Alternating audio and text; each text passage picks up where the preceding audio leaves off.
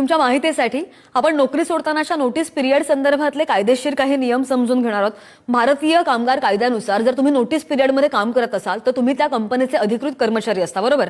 आणि त्यामुळे आता त्या काळामध्ये सगळा पगार, पूर्ण पगार आणि इतर फायदे मिळणं हा तुमचा कायदेशीर हक्क आहे. अनेक कंपन्या राजीनामा दिल्यानंतर शेवटच्या महिन्याचा पगार फुल अँड फायनल सेटलमेंट जे असते त्यामध्ये अडकवतात.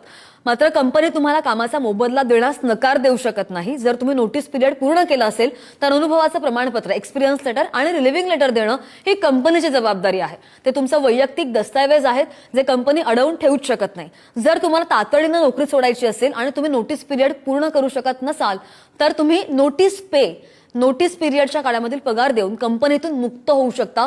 याला बाय आउट असं म्हणतात. जर तुमच्या करारामध्ये तशी तरतूद असेल तर कंपनी तुम्हाला जबरदस्तीनं कामावर थांबवून ठेवू शकत नाही. अशा वेळी तुमच्याकडून फक्त त्या ठराविक दिवसांचा पगार कापला जाऊ शकतो. जर कोणतीही कंपनी तुमचा पगार किंवा कागदपत्र बेकायदेशीरपणे अडवत असेल तर तुम्ही कामगार आयुक्तांकडे, लेबर कमिशनरकडे तक्रार करू शकता आणि कायदेशीर नोटीस सुद्धा पाठवू शकता. नोकरी सोडताना सगळे संवाद लेखी म्हणजे ईमेल स्वरूपात ठेवा. माहिती अधिकार वापरा आणि आपले हक्क सुद्धा जपा. शिकूया AI ची क्रांती. चला करूया MSCIT.